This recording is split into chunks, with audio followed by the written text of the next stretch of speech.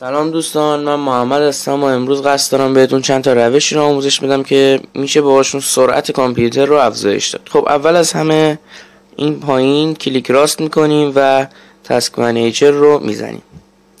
وقتی که تاسک منیجر اومد میریم رو گزینه استارتاپ چیه؟ وقتی کامپیوتر روشن میشه یه سری برنامه همزمان باش بالا میان. خب این بالا اومدن یه سری برنامه خب قدرت از کامپیوتر میگیره و سرعتش هم خب طبیعتا میخوابه. پس این برنامه مثلا الان چیز خاصی مصرف نمیکنه ولی خب کوچیک‌ترین مصرف هم خب سرعت رو میاره پایین. میایم اونایی که به دردمون نمیخورن رو دیسیبل میکنیم، روشون کلیک میکنیم، این پایین گزینه دیسیبل رو میزنیم. برنامه‌ای که میدونید که زیاد مصرف میکنن و زیاد ضروری نیست وقتی کامپیوتر روشن میشه اینا هم باش بیان بالا، ولی خب ویروس کش خب ضروریه، باید حتما بیاد بالا باش. خب راه دوم میایم اینجا استارت میزنیم، اینجا میادش، توی ستینگ میریم و اینجا سیستم رو انتخاب میکنیم، notifications and actions، میایم اینجا و get tips رو میبندیم.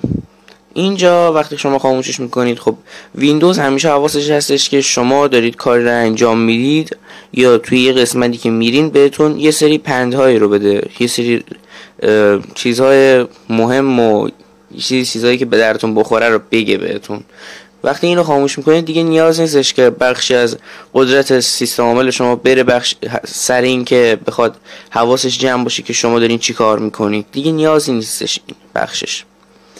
خب روش سومش هم روی DSPC کلیک راست میکنید، پراپرتیز رو میزنید، یا اگه کلیک راست روی DSPC نداشتین، پراپرتیز رو نداشتین اونجا، همینجا داخل خود DSPC خودتون اینجا کلیک راست میکنید، پراپرتیز رو میارید.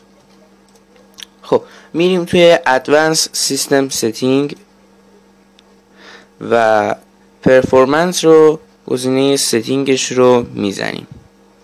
میایم اینجا روی adjust for best performance.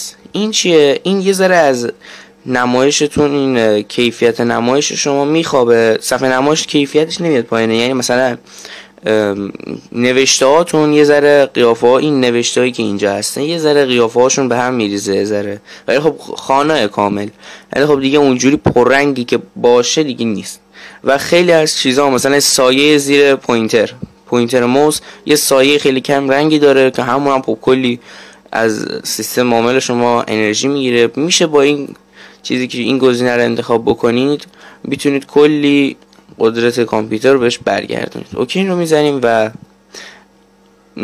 یه راه دیگه ای هم که هستش، گزینه همینجا همین مسیری که اومدید، عوض اینکه پرفورمنس رو بزنید استارتاپ اند ریکاوری رو بزنید، ستینگ رو میزنید، بعد اینجا سیستم استارتاپ. خب سیستم استارتاپ چیه؟ وقتی شما دکمه روشن شدن میزنید قبل از اینکه پنجره ویندوز رو ببینید یه صفحه میاد و سریع میره رو پنجره ویندوز. خب همون صفحه هم وقت روشن شدن کامپیوتر رو میگیره، وقتشو میگیره. برای شما این تیک داره، این تیکشو بردارین، این یعنی همیشه وقتی کامپیوتر روشن میکنین اون صفحه نمایش داده بشه، برای تنظیمات بوت و ایناش هستش. خب خیلی از تنظیمات بوت استفاده نمیکنن و الکی 30 ثانیه وقتشون اینجا هدر میره. اینو ببندید و time to display recovery options when needed رو بزنید.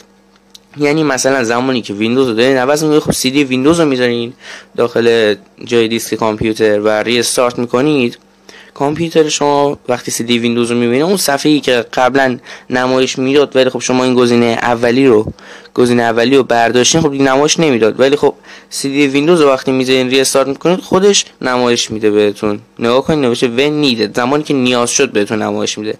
زمانش هم بزنید رو 30 ثانیه، نه زمان زیادیه نه زمان کمیه، زمان معقولیه. اینجوری تنظیمش بکنید، بعد اوکی رو بزنید و اینم اوکی.